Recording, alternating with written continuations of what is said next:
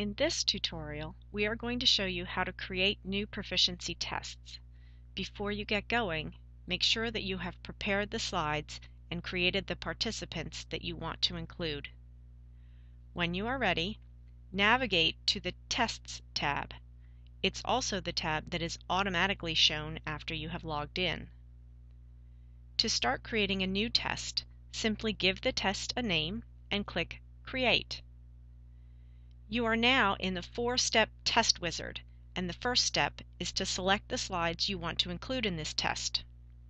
You can add one slide at a time by double-clicking on it, or multiple slides at once by selecting them and clicking the arrow button.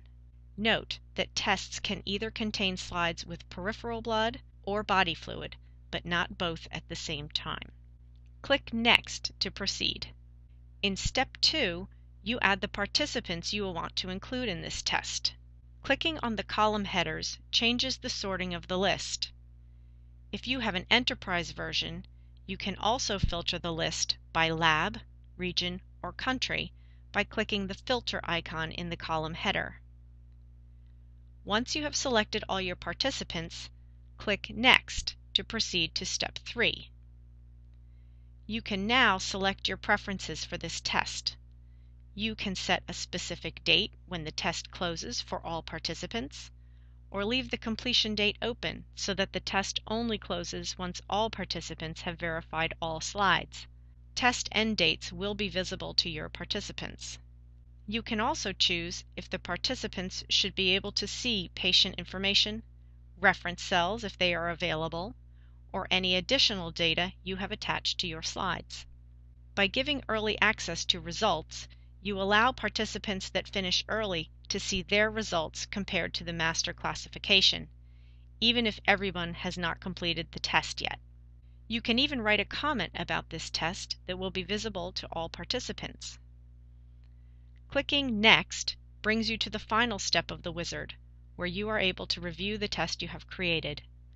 Should you spot anything you wish to change, simply click the Back button and make the desired edits. Click Finish to distribute the test to all participants. A notification email will be sent to all participants that have an email address associated with their account, but participants with no email address will need to be notified manually.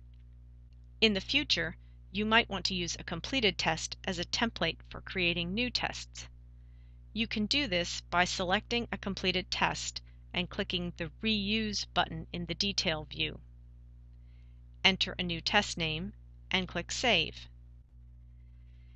The duplicated test is now listed as being under construction. Double-click on the test to open it and follow the steps in the wizard as described previously.